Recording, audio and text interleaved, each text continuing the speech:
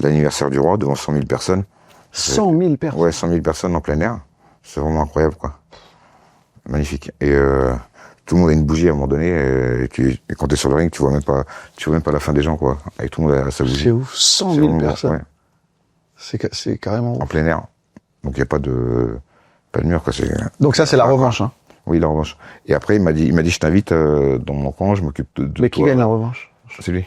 Ah, il gagne. Vous avez fait la belle ou pas? Non. Jamais? Non, bah lui, c'était son dernier combat, je crois qu'il était. Ouais. D'accord. Après, il a arrêté. Donc il t'invite à rester en Thaïlande, c'est ça? Ouais, il m'invite à rester en Thaïlande. Il me présente. On déroule le tapis rouge au camp, le Jockey Gym, que depuis j'ai repris d'ailleurs. Ah, c'est bien pour l'histoire. Maintenant, c'est à toi. Oui.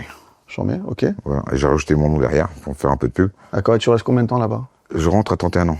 Tu vas là-bas à 24, tu m'as dit, c'est ça? À 25. 25? Ouais. Ah, tu fais un beau 6 ans. Ah, c'est bien. C'est bien. Et t'as l'impression qu'en termes de, parce que on parlait d'André tout à l'heure, c'est ton maître et que t'as quand même amené un très bon niveau. T'as l'impression d'être resté 5-6 ans en Thaïlande, c'est une valeur ajoutée au niveau de ton sport. Tu passes un cap? C'est en Thaïlande que j'atteins ce niveau. Hein. D'accord. En France, je connaissais pas la boxe thaï à l'époque. D'accord.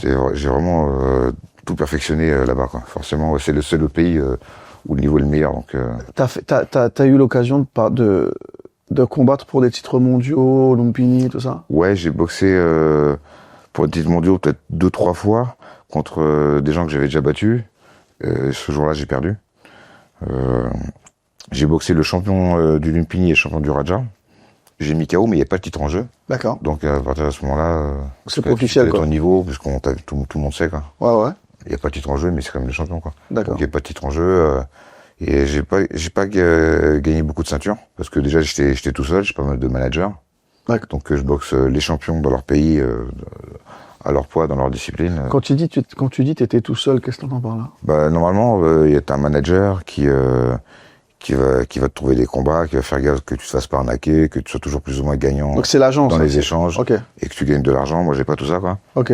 Donc c'est pour pas grand chose, les meilleurs, dans leur discipline, à leur poids. T'as l'impression que t'as raté des trucs en termes de business par rapport à ta carrière? C'est pas du tout business. Hein. Oui, mais c'est pour ça que... Là, depuis que j'ai ouvert ma salle, forcément, je suis obligé de travailler. Enfin, là, c'est la première fois que je travaille, quoi. Avant d'avoir ouvert ma salle,